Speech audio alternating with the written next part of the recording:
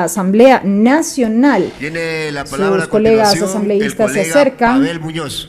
lo abrazan y ahora mismo continúa el debate. Se otorga la palabra al asambleísta Pavel Muñoz. Buenas noches con todos ustedes, los legisladores. Buenas noches con el país. Un buen domingo, un buen inicio de semana también. Le voy a pedir, presidente, que ojalá no penalice en mi tiempo dos cosas que me obligan la reacción a las palabras dichas por el asambleísta César Ron. Y solamente espero tal vez que pueda saludar o despedirse para decirlo esto. Me he quedado escuchando con detenimiento lo señalado por el asambleísta César Ron, porque uno en la Asamblea Nacional aprende a respetar y a valorar a los legisladores.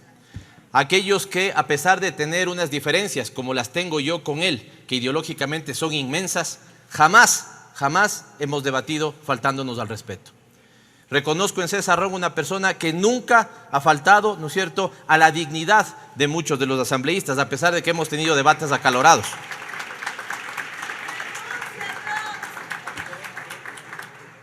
Y decía esto, presidente, porque lo segundo que quiero señalar es lo que dice César Ron. Y César Ron hace un llamado de atención de lo que debería ser esta Asamblea Nacional, y creo que la hemos pensado los 137 asambleístas. Creo que no ha habido asambleísta en este pleno que no se haya preguntado cuál es el aporte efectivo que estamos haciendo al país. Creo que no hay asambleísta en este pleno que no se haya preguntado si cabe que sigamos haciendo legislatura y fiscalización en este pleno. Creo que todos hemos pasado algún momento en estos cerca de 10 meses por una suerte de crisis existencial, sabiendo cuánto nos aporta la Asamblea a nosotros, pero lo más importante es cuánto le estamos aportando como legisladores al país. Así que, César, gracias por dejar también ese mensaje para que sea reflexionado. Un saludo, decía, si no me pudiste escuchar, que tenemos diferencias ideológicas serias y profundas, pero nunca has denigrado la honra de los asambleístas con quienes se debate. Dije alguna vez en este pleno que un grave problema que tiene la legislatura en el país, y que lastimosamente no es un problema solo en el Ecuador, cuando uno ve lo que pasa en Chile, en Colombia, en el propio Estados Unidos con la toma del Capitolio, la grave situación que enfrentan nuestras sociedades es una polarización política que nos está llevando hasta el tema del odio. Aquí hay adversarios políticos que tienen que debatir, pero no enemigos políticos a los que hay que eliminar o aniquilar. Y mientras no entendamos eso, seguiremos hundiéndonos en una ciudadanía que no confía ni en esta ni en ninguna otra institución del Estado. Porque bueno fuera, presidente, que en este momento las encuestas, por ejemplo, dijeran que hay alguna entidad del Estado que sí tiene credibilidad y confianza, y no hay ninguna en este momento. Y el presidente de la República, inaugurando un periodo, también acumula grandes porcentajes de desgaste de su credibilidad y su imagen. Esto decía, presidente, espero que no sea penalizado de mi tiempo, porque es evidentemente una reacción a la renuncia que ha presentado César Ron y, insisto, lo despedimos también como bancada. A materia, presidente, quiero señalar algunos elementos de concepto respecto a esta ley. Y es que volvemos a una ley trole, porque una ley que reforma 18 cuerpos legales nos lleva obligatoriamente a la pregunta, ¿hay unidad de materia? Y claro que dudamos que haya unidad de materia cuando son 18 marcos legales los que se están reformando. Podemos decir que sí, porque retóricamente decimos que un cambio en, por ejemplo, el ámbito del comercio electrónico va a mejorar las inversiones y el trabajo. Pero la gran pregunta, presidente, si es que eso se está haciendo, y creo que no. Segundo problema que se repite sobre todo desde el gobierno de Moreno. Una ley urgente que al menos a este gobierno le ha tomado 10 meses para discutir y plantear 257 artículos, y a nosotros nos toca un mes para analizar esos 257 artículos. Si a esto, presidente, usted le suma la diferencia de capacidades, me refiero incluso al volumen de gente que tiene el gobierno para presentar y proponer una ley respecto a lo que tenemos aquí en la Asamblea Nacional, se convierte en una competencia absolutamente desequilibrada entre lo que puede proponer el gobierno y la capacidad de reflexión que tiene esta Asamblea. No es justo que el gobierno se tome 10 meses para una reforma de este tipo o reformas de este tipo y nosotros un mes para analizarla. Y lo más importante que me lleva a una reflexión respecto a los discursos que se hacen en este pleno, presidente, que al menos en los 5 años que soy legislador los he oído en repetidas ocasiones.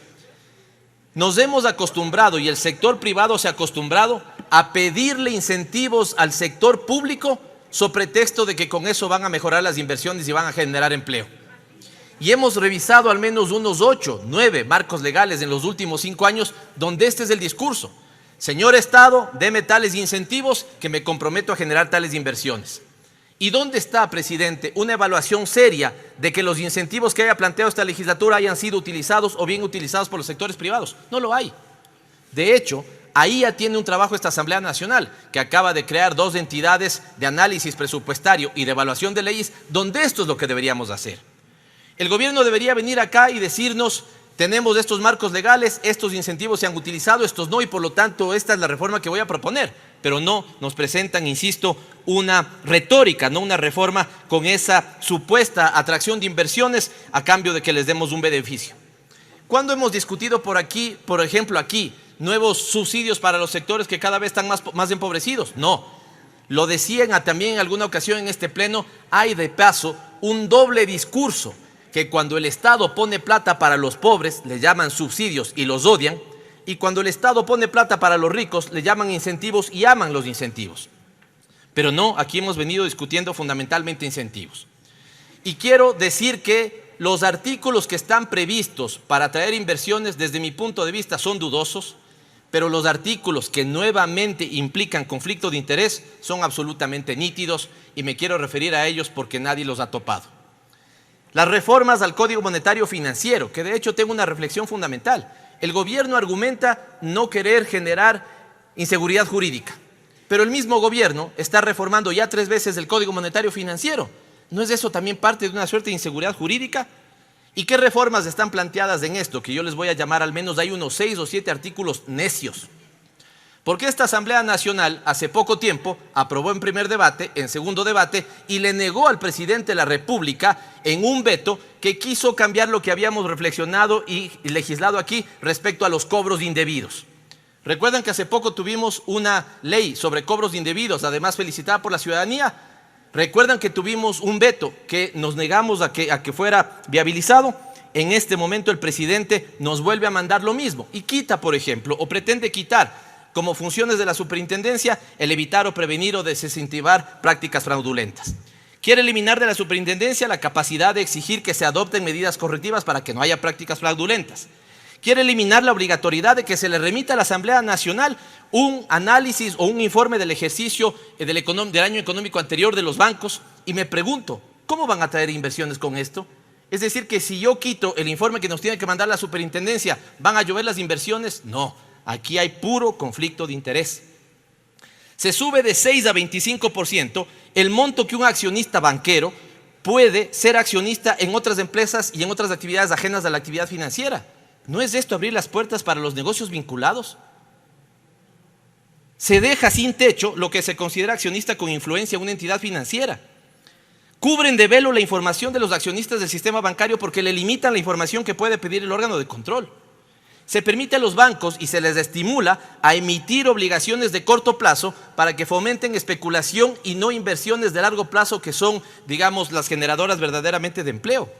Fíjense en esto, la barbaridad que cometieron cuando reformaron la Junta de Regulación Monetaria Financiera para que pase por aquí. Son de 3 miembros. ¿Sabe cuál es la mayoría que pueden hacer hoy día? Pueden sesionar con la sola presencia de 2. Y si hay empate, hay voto dirimente del presidente. Esto, dicho en otra forma, le están diciendo que la Junta de Regulación puede tomar decisiones con un voto. ¿No hay conflicto de interés ahí respecto a lo que se está legislando al sector financiero? Se vuelve a limitar la capacidad de la Superintendencia de Bancos para exigir aumentos de capital a las entidades cuando pueden tener algún problema y el ente de control necesita hacerlo, lo que sucedió en los años 90 y que ya conocemos. Sobre los incentivos tributarios, insisto, asambleístas, hagamos un análisis serio, contabilicemos, y el gobierno, si hay algo bueno que hizo en la ley nefasta que aquí se aprobó, o que más bien dicho él publicó, es que eliminaba estas fisuras fiscales. Eliminó algunas fisuras fiscales y hoy las vuelve a crear. Exoneración de impuesto a la renta para energías renovables no convencionales y el gas natural. Tarifa cero para importación de materias primas, material de empaque y bienes de capital. En algún momento, y pongan atención a esto, porque deberá el gobierno después de analizarlo, esto ya se hizo. ¿Y saben cuál fue el efecto?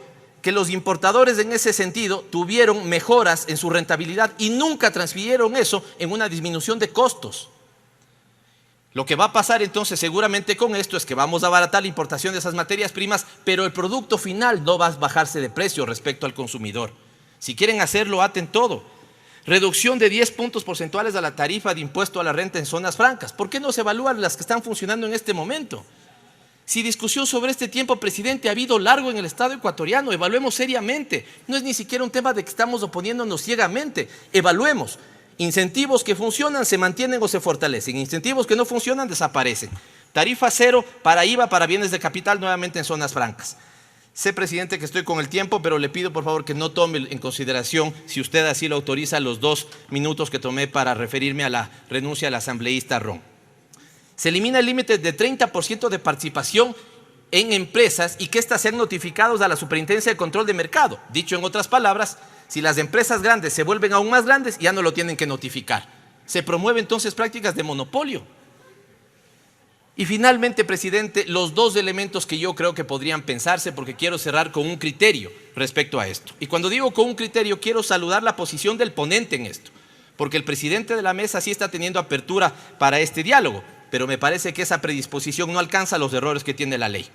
¿Las alianzas públicas privadas son viables? Sí son viables, claro que son viables, pero el concepto debería estar claro. Desde nuestro punto de vista, o al menos mi punto de vista personal, hay bienes superiores que garantizan derechos y no pueden ser susceptibles de alianzas público-privadas. Me refiero a salud, educación, seguridad y justicia. Gracias, presidente. Hay bienes estratégicos que evidentemente sí puede haber, pero definamos las condiciones. 51% de participación del Estado, en algunos casos 49% del privado, pero esto no está. Y el asambleísta Vinuesa decía una gran verdad. Con el artículo 7 se mató toda la ley, pues, porque hay una capacidad del presidente de generar excepciones para qué los otros artículos. Y hay bienes de mercado donde evidentemente ahí el Estado no tiene que hacer nada en la provisión, pero sí en la regulación y el control. Pero no pueden suponer las alianzas público-privadas privatizaciones veladas, y en algunos casos sí puede pasar eso. En este momento, presidente, no es una posición tosuda nuestra, parte de una auditoría que se hizo. El Estado ecuatoriano recibe más inversión de países con los que no tiene firmado un TBI y con los que sí tiene tratados bilaterales de inversión. Es mucho más las demandas que tenemos ante el CIADI que las inversiones que han dejado en este país. ¿Se necesita arbitraje? Claro que se necesita arbitraje, pero nacional y regional. No me vuelvan a decir que el CIADI, que suele poner, ¿no es cierto?, árbitros que han sido parte de las petroleras que demandan, van a juzgar justamente. Y finalmente, presidente, las zonas francas o sedes. Coincido nuevamente con el asambleísta Vinuesa. Mientras no esté claro un criterio de equidad territorial, las zonas francas pueden ser sembrar de territorios, de paraísos fiscales, ¿no es cierto?, en el país, si no hay un criterio de que la zona franca tiene que estarse vinculado ¿con qué? Por eso yo no creo en el concepto de la zona franca, sí con el zona económica de desarrollo especial. Porque si yo determino que, por ejemplo, qué sé yo, un enclave turístico vinculado con el tren puede estar en la provincia de Chimborazo, le doy todo, así no tenga la infraestructura necesaria. Creo que ahí el asambleísta Vinuesa tenía razón. Pero no es que ahora van a aparecer las zonas francas literalmente vinculadas con los aeropuertos, ¿no es cierto?, con un hotel, para que sean además bajo una empresa, empresa. Es decir, hay una locura. Cierro entonces, presidente, para no extenderme más. ¿Se requiere más inversión y empleo en el país? Por supuesto que sí. ¿Es vía una ley? Lo dudo, presidente. El presidente de la República tiene una amplia capacidad de dictaminar política pública y política regulatoria para decirnos que sí es viable lo que puede hacer, y no necesariamente bajo una ley que tiene estos problemas. Insisto, si el presidente de la República vuelve a reformar 4 veces el Código Monetario Financiero, él mismo no está generando inseguridad jurídica.